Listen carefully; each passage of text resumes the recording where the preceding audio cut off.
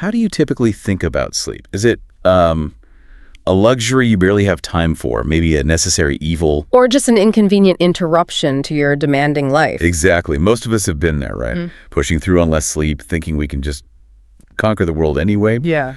But what if sleep is far more than just downtime? What if it's this incredibly active, vital process that's, fundamentally shaping your capacity to learn, regulate emotions, and, well, really thrive? It's a really widespread misconception that sleep is passive. What's truly fascinating is how the latest research, cutting-edge stuff, consistently reveals it to be one of the most productive things your brain actually does every single day. Absolutely. So our mission today on The Deep Dive is to unravel the intricate science behind sleep. We're drawing from that research to show how it profoundly impacts your brain, your body, and your daily performance. And it's not just about clocking enough hours, is it? No, not at all. It's about understanding what happens when you sleep, how things like light sculpt it, and why prioritizing specific sleep stages is, well, it's a shortcut to being truly well-informed and performing at your best. Right. We'll be covering some diverse territory today. Everything from the brain's nightly reset for learning to the powerful role light plays in orchestrating our sleep and even our mood. Interesting. We'll also dive into the intriguing and often misunderstood world of polyphasic sleep, tackle common disruptions like sleep paralysis, and uncover the surprising emotional work our dreams do for us. Okay, sounds like a packed agenda. Yeah. So let's dive into that first crucial revelation. Deep sleep isn't just passive rest. It's an incredibly active, essential process for literally restoring your brain's efficiency. Especially in areas that have been working hard all day. Right. That's right. The core idea, the hypothesis here, is that during wakefulness, our brain sees this progressive increase in synaptic strength. Okay, so connections getting stronger. Exactly. Imagine your brain's network constantly strengthening connections with every new experience. If that just kept going indefinitely, it would overload. It would effectively saturate your brain's ability to adapt. Yeah. Your brain would become insensitive to new inputs, unable to learn more, and it would just consume unsustainable amounts of energy.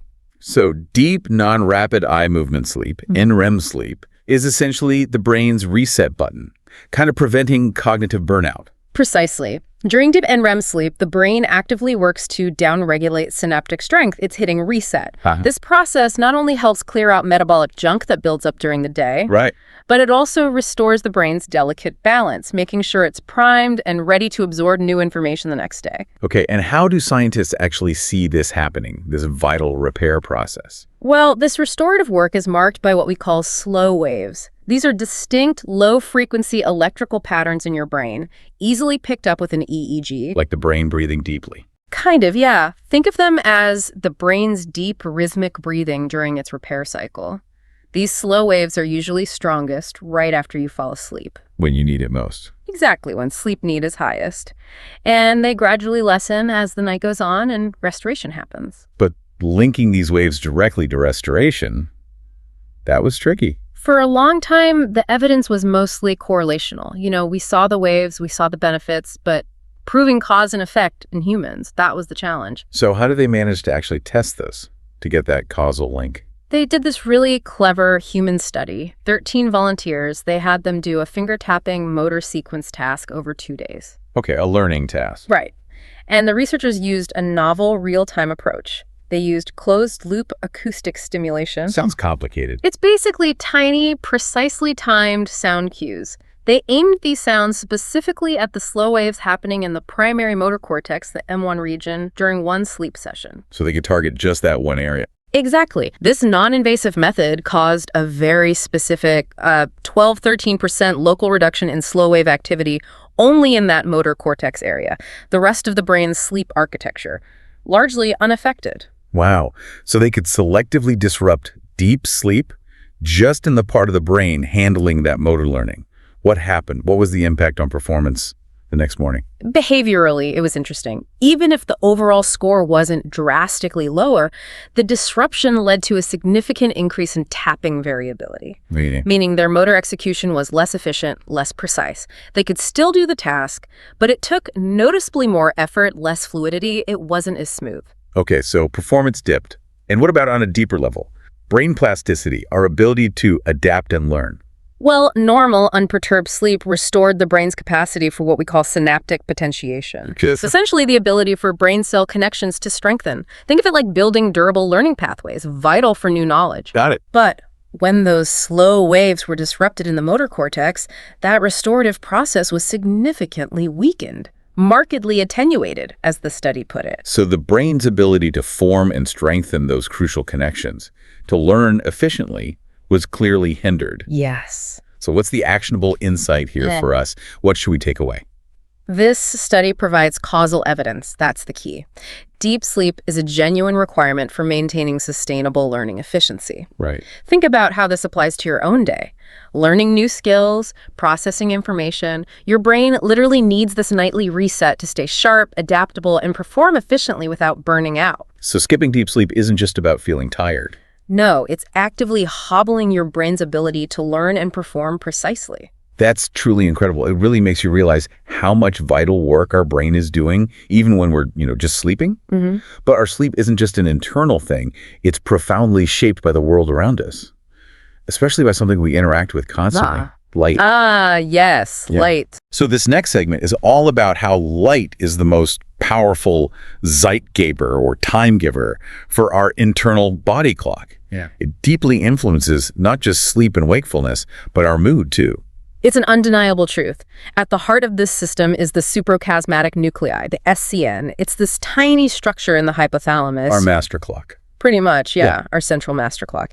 It synchronizes all our internal biological rhythms with the natural 24-hour light-dark cycle, and it gets direct light info straight from the retina. Now, like you said, not all light is created equal, right? The light from my phone screen feels very different from bright morning sunlight. Exactly. Visible light that's wavelengths from 380 to 780 nanometers, it varies drastically in intensity. 100,000 lux in direct sunlight versus maybe 500 lux in a typical office. Big difference. Huge. And maybe more critically, artificial light, even if it looks white, often has a very different spectral recipe. We need the mix of colors. Yeah, the mix of wavelengths. And these differences, even if they seem subtle to our eyes, can have really distinct impacts on our biological clock. There are actually new standards now from the CIE, the International Commission on Illumination, to quantify these non-visual effects of light. Okay, so how does light specifically mess with or help our sleep cycles? It has a dual impact, really. First, light acutely suppresses melatonin. The sleep hormone. The sleep-facilitating hormone, yeah. Our body produces it during the biological night. Light puts the brakes on that. Okay. Second, and maybe even more importantly, the timing of light exposure directly shifts your circadian clock. How so? Morning light advances the clock. It basically tells your body, okay, start the day earlier. While evening and night light delays the clock, pushing your natural bedtime and wake time later. The dreaded phone effect. Exactly. This whole process is described by what scientists call the phase response curve. So getting out for some sunshine in the morning really is important for sleep later on. Yeah. Hugely beneficial. High-intensity natural daylight can actually advance the timing of sleep to earlier hours, can affect sleep duration, and significantly improve sleep quality. Wow. One study even found that each extra hour spent outdoors advanced sleep onset by about 30 minutes. 30 minutes. Yeah. It also helps you accumulate more slow-wave sleep, that deep restorative sleep we talked about, and helps you fall asleep faster. And predictably, my evening screen time, not so good. Unfortunately, no. Exposure to short wavelength light, often called blue light in the evening, can decrease that vital slow wave activity. Leading to shallower sleep and increasing the chances you'll wake up during the night. Smartphone use before bed is directly linked to decreased sleep efficiency, taking longer to fall asleep, and just overall poor sleep quality. Okay, makes sense. Now, beyond sleep, I've heard light can also deeply affect our mood. Mm-hmm. Is that connection strong?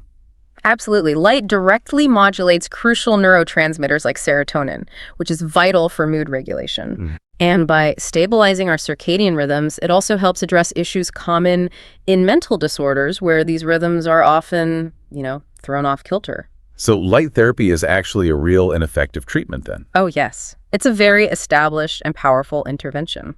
Bright light therapy, or BLT, has been a first-line treatment for seasonal affective disorder, SAD, since the 80s. Wow, since 1984. Yeah, and it often brings relief quite quickly, sometimes in just a few days. It's also an effective second-line treatment for non-seasonal depression. How long does that take? It typically takes a bit longer, maybe 2 to 5 weeks to see effects, and it often works well to accelerate improvement when used alongside SSRIs. Interesting. And interestingly, even something as simple as a regular 1-hour morning walk can be similarly effective for your mental well-being, getting that natural light exposure. That's incredible. And it's not just for depression, right? It helps with other things too. Yes, its applications are quite broad. Beyond SAD and non-seasonal depression, BLT shows promise in managing sleep-wake disturbances in conditions like dementia, ADHD, even in intensive care units where natural light is often really limited. Right. It's also commonly used for circadian rhythm disorders like jet lag or shift work disorder. So for the listener, what's the practical takeaway? How intense does this light need to be? Yeah, good question. The most pronounced antidepressant effect usually comes from early morning administration. We're talking 30-60 minutes using a bright light source around 7,000 to 10,000 lux. Legit. That's roughly the intensity of a very bright, overcast day, much stronger than your typical indoor lighting. Okay. Any side effects? Adverse reactions like eye irritation or maybe a mild headache are rare, and they usually lessen quickly. But of course, precautions are needed if you have certain eye conditions or taking photosensitizing drugs. But the bottom line is, this is powerful knowledge for you. Simply adjusting your light exposure can be a non-invasive, really effective way to enhance your sleep, sync up your body clock, and positively impact your mood and mental health. Okay, so we've optimized our environment with light. Now, what about optimizing our actual patterns of sleep? Let's explore some unconventional approaches like polyphasic sleep, and then maybe tackle a common disruption, sleep paralysis. All right, polyphasic sleep. The idea of sleeping in multiple short bursts throughout a 24-hour period. It's incredibly compelling, isn't it? Totally. It promises more waking hours for productivity, hobbies, whatever. Exactly. We've all heard the stories, right? Nikola Tesla, Leonardo da Vinci, Thomas Edison, supposedly masters of polyphasic sleep, getting more time for their genius. But then you hear about Albert Einstein, who reportedly slept 10 hours a day. So what's the real story? Does this stuff actually work? Well, the anecdotal allure is definitely strong, but the scientific reality is often quite different. There was this interesting 6-month self-experiment study published looking at the impact of 3 polyphasic schedules. Which ones? They tested Uberman, Everyman, and Dymaction. Okay, can you quickly break those down for us? Sure. The Uberman schedule is pretty extreme. 6 to 8 20-minute naps totaling just 2-3 hours of sleep per day. Wow, that's intense. Very. Dymaction is similar, 4 30-minute naps, also around 2 hours total sleep. Everyman is a bit more moderate. A 3-hour core sleep at night, plus 3 20-minute naps. That brings total sleep to about 4 to 5 hours. Okay, and they tracked how people did. Yeah, they monitored cognitive performance using brain training apps, mood with daily self-reports, and physical health stuff like energy levels, immune function, even heart rate variability. So what happened with those really intense schedules, Uberman and Dymaction? Did they unlock superhuman productivity? Quite the opposite, actually. For Uberman and Dymaction, the first 2 weeks of adaptation were described as really bad. How bad? Participants saw a significant 25-30% decline in reaction time and memory recall. And what's crucial here is that cognitive function never fully recovered to their pre-experiment baseline levels. Never recovered. Yikes. Yeah. And the physical and emotional toll was severe. Chronic fatigue energy levels, often rated 3 or 4 out of 10, elevated stress, irritability, getting sick more often due to impaired immune function, and a key finding, a total unavailability of deep sleep. Oof. That sounds like a really steep price for maybe a few extra waking hours. What about the more moderate Everyman schedule? That one seemed a bit better. The Everyman schedule had a much lesser adaptation period. Cognitive performance actually normalized within about 3 weeks. Okay. It appeared to be the best of the 3 they tested. It allowed for some core deep sleep, which seemed to help with emotional and physical recovery. Moods were more stable, stress scores lower. Any reported benefits? The participant actually reported some improved productivity, alertness, and focus. They found the short naps allowed for several mental breaks between work. So moderate polyphasic might offer some benefits for some people, but the extreme versions are probably a bad idea for most. That seems to be the key takeaway. The study really highlighted the significant difficulties faced while adjusting phases, the social and lifestyle incompatibility. I mean, it's hard to live like that in a world built around monophasic sleep. True. And there's a concerning lack of long-term scientific data on the health impacts. It also mentioned that maybe polyphasic sleep only really works for people with specific genetic predispositions. Right. So for you listening, the promise of more waking hours is tempting, but the evidence strongly suggests extreme polyphasic sleep comes at significant cognitive, physical, and emotional costs, primarily due to chronic sleep deprivation and that critical lack of deep sleep. Moderate schedules might offer limited benefits for some, but the importance of core, restorative sleep seems paramount. Okay, good to know. Switching gears a bit now, let's talk about something else many people have experienced, and it can be quite terrifying. Sleep paralysis. Ah, yes, sleep paralysis. It's an interesting and often unsettling phenomenon. Basically, a temporary inability to move or speak, either when you're falling asleep or waking up. How long does it last? Usually seconds to minutes, and it's often accompanied by a feeling of pressure on the chest, difficulty breathing, or even vivid hallucinations. Sounds awful. Is it dangerous? It can feel very distressing, absolutely, but it's generally harmless physiologically. So what's actually happening in our brain and body when this occurs? Why can't we move? Well, during REM sleep, the stage where we typically dream vividly, your brain actively inhibits voluntary muscle activity. It's called REM atonia. To stop us acting out dreams. Exactly. Sleep paralysis happens when this muscle inhibition mechanism can persist even when a person is awake or in the process of waking up. Your mind wakes up, but your body's motor system hasn't quite gotten the memo yet. Okay. What kind of things make someone more likely to experience it? Poor sleep hygiene is a big one. Right. Also sleep deprivation, irregular sleep patterns. These are common culprits. Makes sense. Other sleep disorders like narcolepsy, insomnia, or sleep apnea can also increase the risk. High levels of stress and anxiety are definitely significant factors too. And interestingly, for some people, sleeping on the back seems to be linked to a higher chance of it happening. And the symptoms, they sound pretty intense, beyond just not being able to move. Absolutely. Beyond the immobility and speechlessness, people often report vivid hallucinations, seeing things, hearing things, feeling things. Like what? Like seeing shadowy figures, hearing voices, or feeling a presence in the room. This naturally leads to intense fear and anxiety during the episode. Understandably. So if someone experiences this, what can they actually do to manage it or maybe prevent it? The good news is there are clear management strategies. Improving sleep hygiene is really key. Like we'll talk about later. Exactly. Consistent schedule, restful environment, aiming for that 7 to 9 hours. Managing stress is also important. Relaxation techniques like mindfulness or meditation can help. Adjusting your sleep position, maybe trying not to sleep on your back if that seems to be a trigger for you. And of course, if episodes are frequent or really impacting your quality of life, it's important to consult a healthcare professional. Right. But just understanding what it is, demystifying it, can really help reduce the fear if it happens and give you strategies for managing or preventing it. That's incredibly reassuring. Okay, moving on to another mysterious yet vital part of our sleep. Dreams. This segment is all about the functional role of dreaming in our emotional well-being. You're saying dreams, especially during REM sleep, aren't just random stories. Not at all. They're an active, vital part of your brain's emotional processing and memory consolidation system. Really? Indeed. While you can dream in NREM sleep, those emotional and perceptually vivid contents are more frequent when people are woken up from REM sleep. REM sleep plays a pivotal role in processing salient and emotional waking life experiences, and it strongly contributes to emotional memory consolidation. It's like our brain's nightly emotional lab. So our brain is actively working on our emotions while we dream.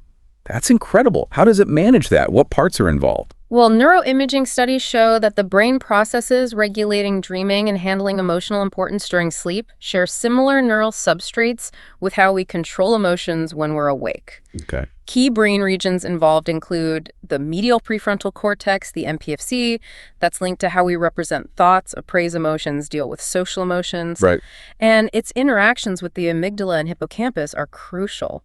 Those areas are key for emotional control and processing potentially traumatic memories. And are there specific brainwave patterns linked to this emotional work during dreams? Yes, there's compelling evidence suggesting that frontal theta activity, these are 5-7 hertz oscillations during REM sleep, is a key EEG marker for these emotional processes. And what does that theta activity do? It's associated to a remarkable consolidation benefit for emotional memories. And it also correlates with how much our dreams actually incorporate recent waking life experiences. This sounds almost like overnight therapy. That's an excellent way to put it, actually. Dreams can literally help diffuse emotional traumatic memories and reduce the negative charge of difficult experiences, especially when our normal emotional regulation might be compromised during the day. How do they do that? Well, dreams provide a sort of simulation of reality. They offer a chance to create new scenarios with emotional mastery elements to help us cope with difficult or upsetting stuff. Interesting. Sometimes the brain even inserts bizarre items into dreams, seemingly to lessen the negative emotional charge of an experience. It's a fascinating coping mechanism. What about nightmares then? Are they also part of this process, or are they more like a breakdown of it? Nightmares are often dreams with vivid images and negative emotions associated with traumatic events. They're very common in conditions like PTSD. Okay. They seem to be linked to disrupted REM sleep and dysfunctional brain circuits involved in emotion regulation. Can anything help with nightmares? What's promising is that promoting the rehearsal of frightening contents, essentially, learning to change the nightmare within the dream is a method used to treat them. And lucid dreams. Where you know you're dreaming. Exactly. Lucid dreams are associated with an attenuation of nightmares, meaning becoming lucid can significantly reduce their intensity and frequency. Fascinating. So, for the listener, what's the key takeaway? How should we view our own dreams based on this? I think this insight can really transform how you view your dreams. Instead of just dismissing them as random, meaningless fluff, Right. recognize them as your brain's active nightly effort. It's processing your day's emotional landscape, consolidating memories, and working hard to maintain your psychological well-being. Your dreams are truly working for you, performing essential emotional labor while you rest. Okay, so in all this fascinating science, the deep sleep, the light, the weird patterns, the dreams, the big question is, how do we actually apply this? How do we get better sleep? Which brings us perfectly to our final segment, your blueprint for better sleep, focusing on practical sleep hygiene tips. The core idea here is pretty simple. Good sleep is a cultivated habit. Yeah, and a few consistent practices can make a really significant difference. Sleep hygiene is just the term for these good sleep habits, and there's considerable research supporting them. And they offer long-term solutions, right?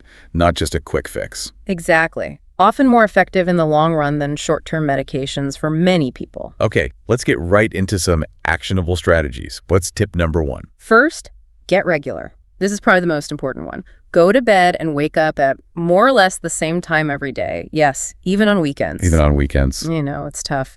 But this isn't just about routine. It's how you reinforce the timing of your internal circadian clock. You make it easier for your body to expect sleep and wakefulness at consistent times. Okay, and don't force it if you're just lying there wide awake. Exactly. Tip 2, sleep when sleepy. Only try to sleep when you genuinely feel tired or sleepy. Lying awake in bed, stressing about not sleeping, just creates anxiety around sleep. Makes sense. So what if I am lying there, maybe 20 minutes gone by and nothing's happening? Then get up and try again, leave the bed, do something calming or boring, read a dull book, maybe some light stretching in dim light until you feel sleepy again, then go back to bed. And crucially, avoid. Avoid stimulating activities. No bright screens, no exciting TV shows, no stressful work emails. Right. Speaking of things that disrupt sleep, let's talk stimulants and depressants. Caffeine, nicotine, alcohol. How late is too late? Yeah, vital to avoid stimulants and alcohol close to bed. Steer clear of caffeine, coffee, tea, cola, chocolate, and nicotine for at least 4 to 6 hours before going to bed. 4 to 6 hours. Okay. These are stimulants. They directly interfere with your body's ability to wind down, and while alcohol might feel relaxing initially, It knocks you out faster sometimes. it might seem like it helps you fall asleep, but it seriously interrupts the quality of sleep later in the night, leading to more fragmented sleep. So avoid alcohol for at least 4 to 6 hours before going to bed as well. Okay, good rule of thumb. This next one seems intuitive. Associating your bed only with sleep. Bed is for slipping and sex. Yeah. That's the mantra. Create a strong, clear mental association. Avoid using your bed for watching TV, eating, working, scrolling on your phone. Guilty. We all are sometimes, but those activities can confuse your brain about the bed's primary purpose, which should be rest. Okay, naps. Always a tricky one, good or bad. Mind your naps. Generally, it's best to avoid taking naps during the day if you're having trouble sleeping at night, just to ensure you build up enough sleep pressure for bedtime. But if you really need one. If you absolutely must nap, keep it short, less than an hour, and do it before 3 p.m. Otherwise, it's likely to interfere with your nighttime sleep drive. Got it. I like the idea of a pre-sleep routine, a sort of wind-down ritual. Yes, sleep rituals are great. Develop a calming routine before bed. Maybe some relaxing stretches, deep breathing exercises, listening to calm music, taking a warm bath. Oh, or even just having a cup of caffeine-free tea. These things signal to your body that it's time to transition from the demands of the day to rest. And the bath itself has a physiological benefit, too. Yes, a hot bath 1 to 2 hours before bedtime can raise your body temperature. Then, as your body naturally cools down afterward, that cooling process helps trigger sleepiness. It's harnessing a natural process. Clever. What about waking up in the middle of the night and doing the dreaded clock check? Resist. No clock watching.